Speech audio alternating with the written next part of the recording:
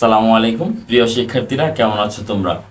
ত্রিকোণমিতি মনে থাকে না, মনে রাখতে পারো না, তো এর থেকে উত্তরণ চাও, কি করা যায়? আমি গত ক্লাসে তোমাদের ত্রিকোণমিতিক মান নির্ণয় শিখিয়েছিলাম।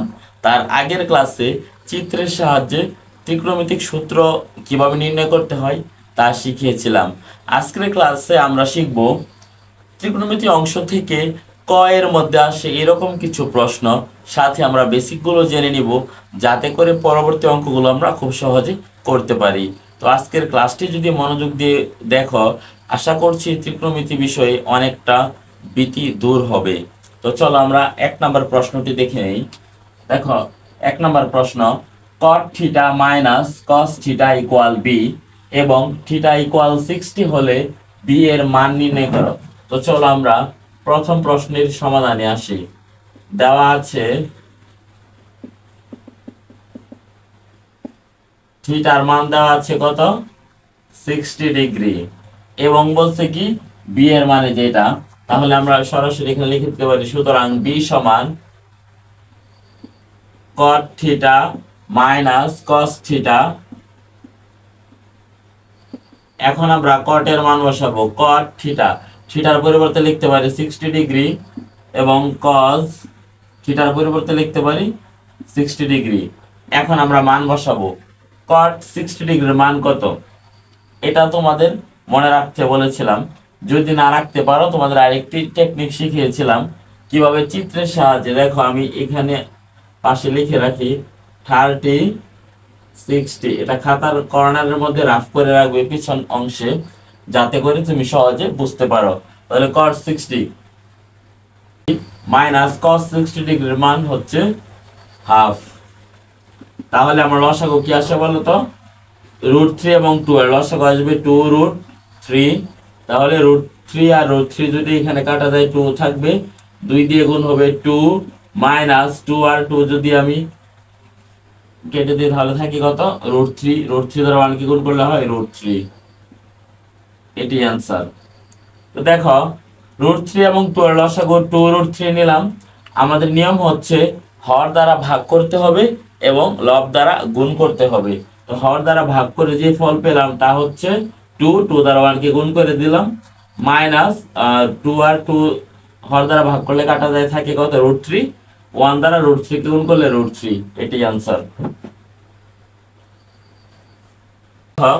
বিটা ইকুয়াল 30 হলে প্রমাণ করো যে cos 2 beta equal to cos square beta minus 1। এখানে বিটা দ্বারা কি বুঝিয়েছে, এখানে বিটা হচ্ছে থিটা। তো চলো আমরা 2 নম্বর প্রশ্নের সমাধান করে নিই।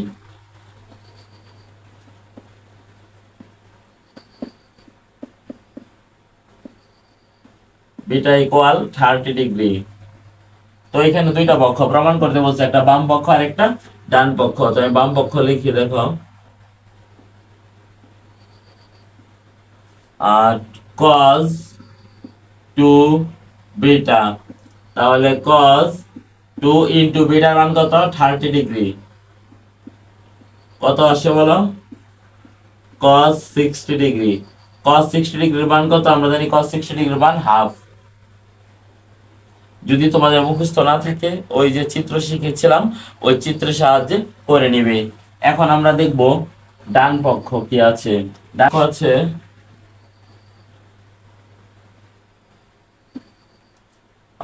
Two cos square beta minus 1। 2 cos square বিটার মান হচ্ছে 30 ডিগ্রি মাইনাস 1। 2 ইনটু cos 30 ডিগ্রির মান কত আমরা জানি, cos 30 ডিগ্রির মান হচ্ছে √3/2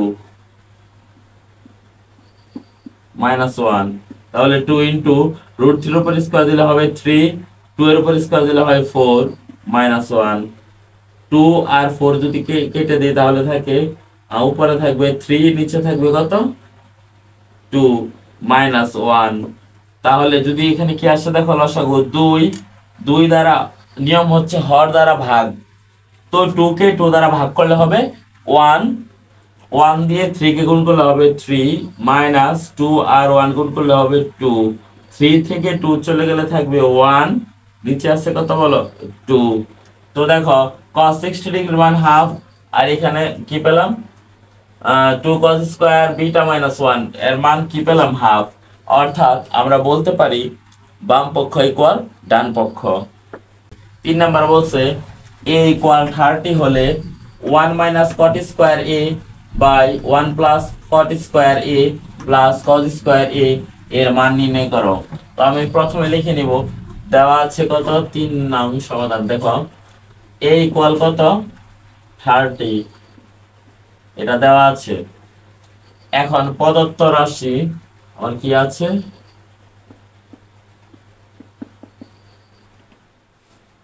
1 মাইনাস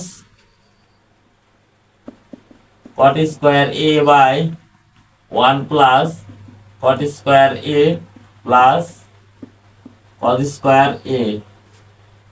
এখন মান বসাই, cot square a, cot a এর পরিবর্তে লিখব 30, cot স্কয়ার 30 ভাগ 1 plus cot square 30 plus cos square 30। এখন প্রত্যেকটির মান বসাবো। 1 মাইনাস cot 30 ডিগ্রি মান, cot 30 হচ্ছে ভূমি বাই লম্ব √3,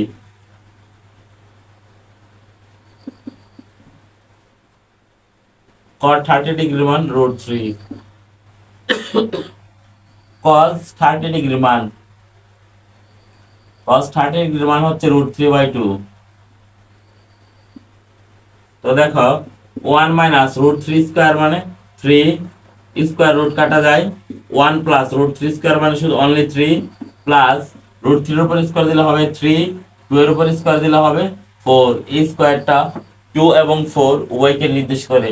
তাহলে এখানে কি থাকবে দেখো -2 আর নিচে থাকবে কত 3 + 1 = 4 প্লাস 3/4। তো আমরা এখান থেকে 4 এবং 4 এর লসাগু নিতে পারি 4। হর দিয়ে ভাগ করলে 4 আর 4 যদি কাটা যায় থাকে কত 1, থাকবে এখানে -2 প্লাস 4 আর 4 হর দিয়ে ভাগ লব দিয়ে গুণ থাকে 1, 4 কে 4 দ্বারা ভাগ করলে হয় 1, 3 দিয়ে গুণ করলে হয় 3। তো এখানে কি থাকে বলো 3 থেকে -2 চলে গেলে থাকে 1, নিচে থাকবে কত, তো দেখো 1/4। এটাই आंसर। আশা করি বুঝতে পেরেছো। তবে এই মানগুলো জানার জন্য তোমাকে চিত্রটি ব্যবহার করতে হবে। আমি ভিডিও ডেসক্রিপশনে পূর্ববর্তী ক্লাসের ভিডিওটি দিয়ে দিব। তার কি বলছে tan a - 30 = 1 হলে a এর মান নির্ণয় করো। tan a - 30 = 1 যদি হয় তাহলে a এর মান নির্ণয় করতে বলছে। তো দেখো দেওয়া আছে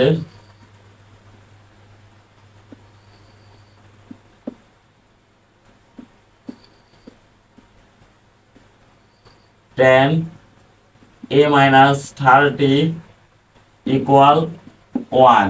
আমরা জানি tan 1 এর কত ডিগ্রি মান 1, আমরা জানি দেখো tan a - 30 = আমরা এখানে একটি কাজ করব, তা হচ্ছে এই পাশে tan আছে সমানের ওই পাশে tan লিখব। এখন দেখব tan কত ডিগ্রির মান 1, আমরা জানি tan 45 ডিগ্রির মান 1, তাহলে লেখো 45। উভয় পাশ থেকে tan কেটে দিব, তাহলে থাকবে কি a - 30 = 45। তাহলে আমরা বলতে পারি a এর মান 45 + 30। যেহেতু সাইড চেঞ্জ হলে চিহ্নের পরিবর্তন হয়, তাহলে মাইনাসটি কি হবে প্লাস।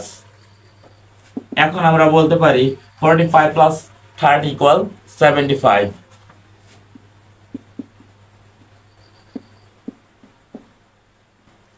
দেখো খুব সহজে কিন্তু আমি তোমাদের অঙ্কগুলো বুঝিয়ে দিচ্ছি, তোমরা অবশ্যই বাসায় প্র্যাকটিস করবে। তো দেখো b = cot θ এবং sin 90 ডিগ্রি - θ = √3/2।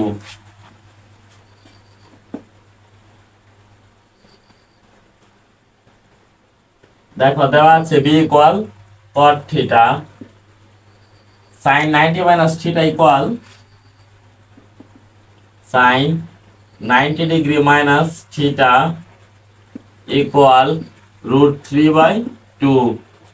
একটা জিনিস লক্ষ্য করো, আমি কিন্তু তোমাদের চিত্রে শিখিয়েছিলাম, চিত্রের সাহায্যে ষড়ভুজের চিত্রের সাহায্যে সাইন 90 মাইনাস থিটা এটা হচ্ছে এর মান কি কস থিটা, পূরক কোণের সূত্র। তাহলে সাইন 90 মাইনাস থিটার পরিবর্তে আমি লিখতে পারি কস থিটা ইকুয়াল √3/2। এখন এই পাশে কজ আছে সমানের ওই পাশেও কি কজ লিখতে হবে, তো লিখবো কজ।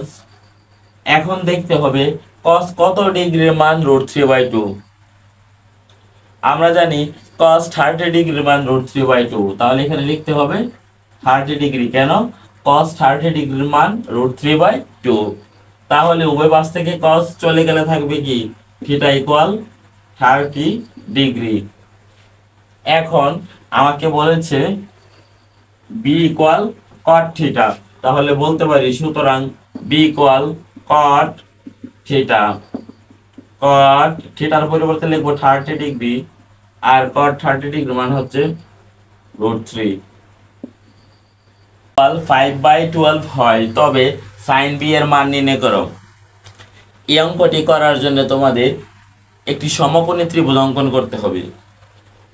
আমরা জানি সমকোণী ত্রিভুজের একটি কোণ সমকোণ, আর সমকোণের বিপরীত বাহু হচ্ছে অতিভুজ। তাহলে এখন আমি লিখে নিতে পারি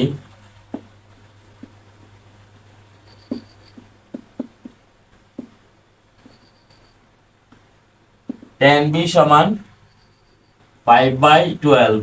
আমরা একটি সমকোণী ত্রিভুজ এঁকে নিব, তাহলে আমাদের আরো সহজ হবে।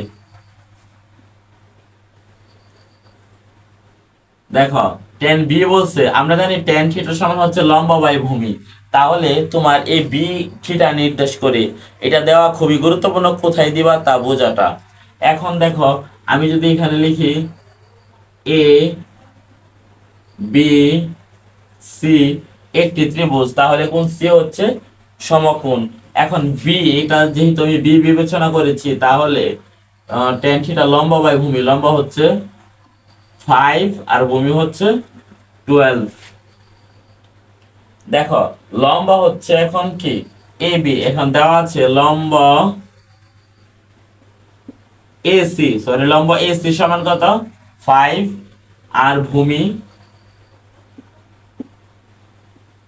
বিসি ইকুয়াল কত 12।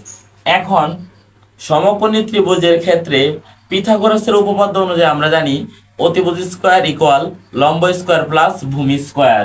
এখন আমি লম্ব এবং ভূমি পেয়েছি, তাহলে আমার দরকার কি অতিভুজ। তাহলে দেখো আমরা জানি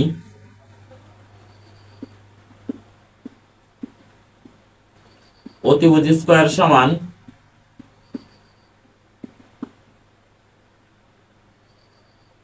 লম্ব স্কয়ার প্লাস ভূমি স্কয়ার।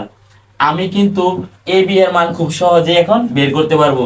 তাহলে দেখো আমরা সরাসরি এইভাবে লিখে দেই এ বি ইকুয়াল রুট, এখানে স্কয়ার উঠিয়ে দিয়ে এখানে রুট আবার দিয়ে দিলাম, লম্ব স্কয়ার অর্থাৎ 5 স্কয়ার প্লাস 12 স্কয়ার। 5 স্কয়ার দিলে হয় কত 25, আর এখানে 12 স্কয়ার 144, টোটাল যোগ করলে আসে 169, আর এটাকে রুট করলে আসে 13।